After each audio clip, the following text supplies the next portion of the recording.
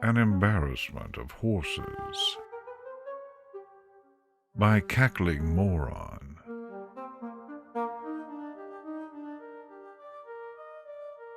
This is getting ridiculous. So, a while back, I had a run-in with a big magical horse. Nice lady, yes, very nice. In fact, all soft wings and pleasant tones and general loveliness. But still not the sort of thing that I had expected to have to deal with. Certainly, the kind of thing that sticks with you, too. Certainly stuck with me. I'd just been minding my business one day, pondering what I might have for lunch, when she'd just come wandering in through the kitchen door, like it wasn't even that big of a deal, suggesting bruschetta. Understandably, I was shocked, but I did my best to roll with things, a stiff upper lip, rationality in the face of adversity, etc., etc. So we had a reasonable conversation about bruschetta, its merits as a lunch, and I ended up making some, and we both ended up sharing it, before having a cuddle on the sofa. How any of that had led to cuddling I'm still unclear on, but that's what it had culminated in. Not bad, like I said, just not how I'd seen my day going at the time. And then, just like that, she was away again, just poof, gone.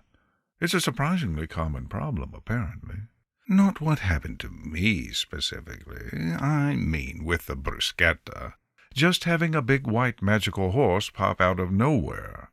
At least, if the slowly but steadily increasing support group attendance is anything to go by.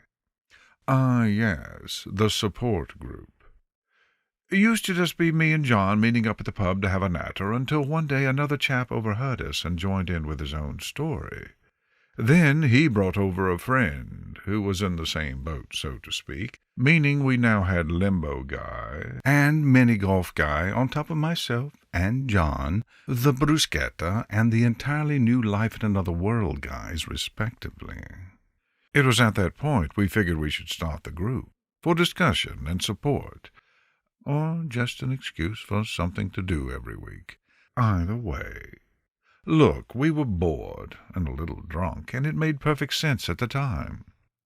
We've done our best to make a proper go of it, too, tried to be professional about it, booked a room and everything. The pub didn't like us meeting there and chucked us out after a month. We rattled the other customers. They didn't like our horse talk, apparently. Fair play. Got a fair whack of lads these days. Not everyone shows up all the time, but that's fine. It's really just a place to vent about anything bothering you, with our shared connection of the pleasant, magical horse, being a fig-leaf excuse to keep the whole thing going. And the new guys show up from time to time. It's all good. We have a new guy tonight, in fact. We call him the new guy. No one in the group had to give a name if they didn't want to, and a lot didn't, which was fine. It's how we had names like the movie night guy, and the toast guy, and the bun guy, and the sofa guy, so just the new guy wasn't that unusual. Likewise, it was kind of why we weren't going to force the new guy to take off his conspicuously concealing trench coat, or either of his two hats, the one actually on his head, or the one balancing on the long horn-like tuft of what I can only assume was hair poking through the first hat. We're not here to judge. Anyway, as was and is standard with a new guy, we're doing the thing where we go around and detail our own stories, just to let them know they're in good company, and just to get the conversation started. Of course, at this point, most of us have heard these dozens of times already, but, what can you do? Just from the way the seating worked out, John was the one going first. John had the most involved story. This whole spiel about just waking up in some other world on the edge of death, getting nursed back to health by the nice horse lady, getting into shenanigans, blah, blah. I think he was making most of it up, personally, but I'd never tell him that. Just smile and nod, don't ask too many questions. It makes him grumpy. He was going back, he'd told me privately. Was only meant to be here briefly to deliver a letter, he said, but had stuck around a little longer because he'd forgotten how much he missed proper drinks. Horses, he told me, didn't have much time for beer. Fair play to him for still wanting to go back, I suppose. I wouldn't want to go back if this was the case, but that might say more about me. The new guy didn't really interrupt John's story, to my surprise. Most new guys did. He just listened with a quiet intensity. The interruptions came afterwards, with everyone else's story, starting with mine. "But you like bruschetta, don't you?" he had asked, cutting me off mid-sentence and thoroughly disrupting my flow. Undaunted, I carried on. "I do, yes, but—" He cut me off again. "And cuddles?" he asked. Harder to carry on from that. All my momentum was gone. "I'm not averse to a cuddle," I had to admit. "She was soft, too, wasn't she? And warm?" he pressed. I can't deny that. These were qualities we had all as a group very much agreed that Celestia had, though we didn't like to dwell on it too much. Sometimes we got carried away reminiscing about the cuddles being a very common element of all our stories.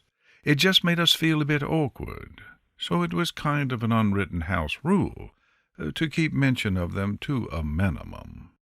The magical horse's name is Celestia, by the way. Probably should have mentioned that by now. And the new guy's interruptions just didn't let up. When it was the bun guy's turn to speak, he was there with, "She did make you cake to make up for it, though, didn't she? For eating your delicious buns?" "Well, she tried to make cake," the bun guy had said. "It's the thought that counts," new guy had countered with, nodding sagely. Sure." It had quite taken the wind out of the bun guy's sails, let me tell you. The new guy then went on to praise Celestia's flexibility, while Limbo Guy was trying to tell his story, her witty commentary while watching films for Movie Night Guy, her ability to remain cool in the face of unexpected visitors when Toast Guy had his turn, and her unparalleled athleticism while Steeplechase Guy was talking. We don't see Steeplechase Guy that often. Really, it was kind of odd. I mean, sure, despite none of us asking for a magical horse lady to gate-crash our lives, we all did share a certain fondness for her. It was hard not to. But new guy was taking it up a notch or 3. None of us could deny what he interrupted us to say, of course. And we all had to agree when he pointed out how Celestia was this or that great thing. But that's just not cricket, is it? Making a guy say what he actually thinks about someone? Is that how you get your jollies, Something about this new guy seemed fishy. Maybe it was the way he was clearly and deliberately pitching his voice lower. Maybe it was the curious multicolored tail-like thing I saw him keep having to tuck back into his trench coat. Maybe it was the way, when he got up to leave when the session was over and done with, he clearly struggled to walk on 2 legs, suggesting perhaps a great familiarity walking with a number of legs greater than, say, 2. 3 legs, maybe, or 5, or somewhere between those 2, whatever that number might be. Tip of my tongue. I don't know. Something about him just rubbed me the wrong way. So, cunningly and quietly, I followed him to see where he was going and hopefully see what he was up to. He did not leave the building in which we'd hired the room for the group. Rather, he went upstairs. This took him a while, as he seemed to have considerable trouble with the stairs, clinging to the handrail the whole time. Still, he got there in the end, and I kept on following him as he headed to another room, one that was, weirdly, right above the one we'd been in. Funny old world. Into the room he went. I waited some seconds for the door to almost close, and then dashed in, catching it while still a sliver open. and had a surreptitious peer inside. And I was shocked. Shocked. A whole room full of Celestias, dozens of them, all sat in a circle.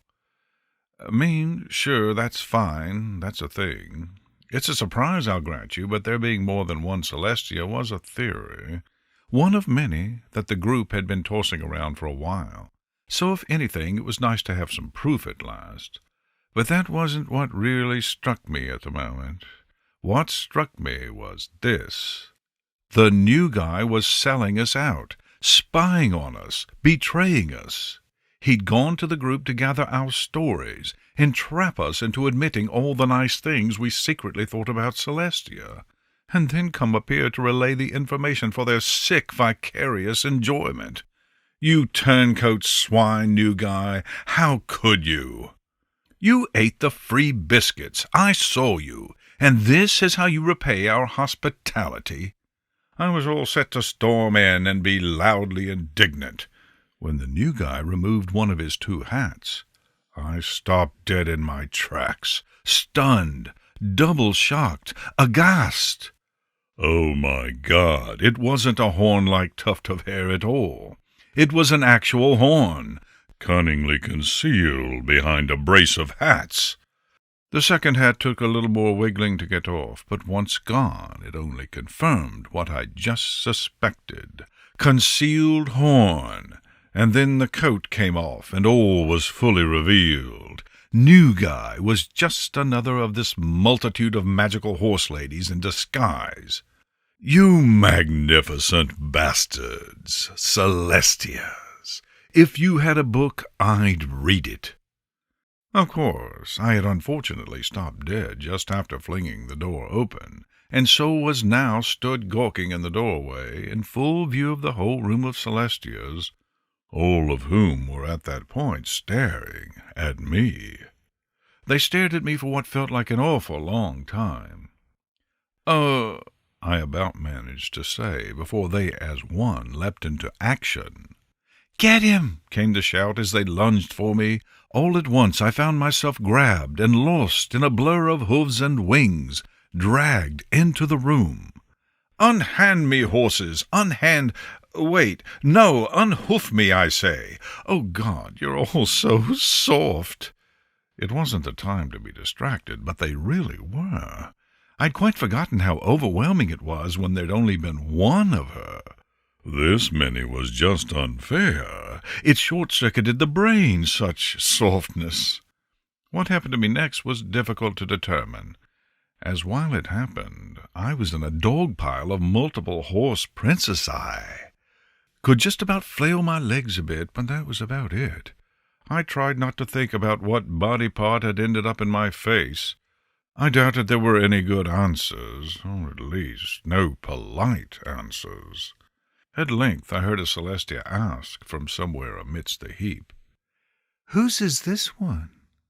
To which another answered, "Mine." "Right," said the first voice. The heap quivered and shifted, and I was drawn up and through it, past hoof to hoof and wing to wing, and out of the heap and into a waiting set of legs, ending up nose to nose with one particular Celestia who did seem oddly familiar to me somehow. "Hello again," she said, smiling as wings wrapped about me. "You'll never get away with this," I said. "Whatever it is," I added. And she giggled, damn her. The giggle would mean that even if she didn't get away with it, whatever it was, I'd forgive her for it anyway, and she knew that. Damn her and her wonderful giggles, and smile and warmth and all those other things, damn her. "I think someone needs a cuddle," she said, doing the nuzzle thing. "I'm being cuddled," I pointed out. It was difficult to hold on to any sense of grievance when being nuzzled, but I'm a strong, serious adult, and so I did my best. After all, I hadn't planned any of this. Again giggles. Again I melt. "That's lucky, then," she said quietly. A shadow then fell over us, the fluorescent lights of the rented room blocked by a bevy of behorned heads. I squinted up at them, the other Celestias. "Were there any biscuits left? Asking for a friend," asked the foremost one. The others appeared to be listening intently, peering down at me. There had been biscuits left, this I knew, and they would still be downstairs right now, even with the group having left. I'm the one in charge of putting them away, and I haven't done that yet. So, yes, I said cautiously. Every last one of their faces lit up, and in a tangle they scrambled from the room, a good 3 or 4 of them getting wedged in the door and blocking it for the rest of them, or at least the rest of them that hadn't forgotten they could just port straight into the room below, which a handful of them had done instead. Honestly, the only one who hadn't completely given in to their lust for baked treats turned out to be the one still holding me, who hadn't budged an inch. Her eyes were closed, and her smile was a smile of utmost contentment. I had to crane my neck a little to see this, given how she'd tucked herself in against me. "No biscuits for you?" I asked, and she just sighed and shook her head, squeezing me some more. "No," she said. "I already have what I want." Drat! I'd kind of halfway planned on escaping in the biscuit kerfuffle. No such luck, it seems. Now I'm just going to have to be affectionately held in this cozy embrace for an indeterminate length of time. Again. Life can be a struggle sometimes. This must be how Sisyphus feels. Oh, well, no sense in fighting it. I shifted about a little to get more comfortable, then just gave in and put my arms around her at last.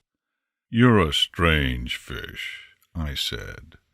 On reflection, I felt I had to clarify, particularly given the sounds of bickering over the last bourbon I could clearly hear coming up from the room below us. "All of you." Another sigh from my Celestia. "We have our moments," she said. Couldn't argue with that. I mean, don't we all?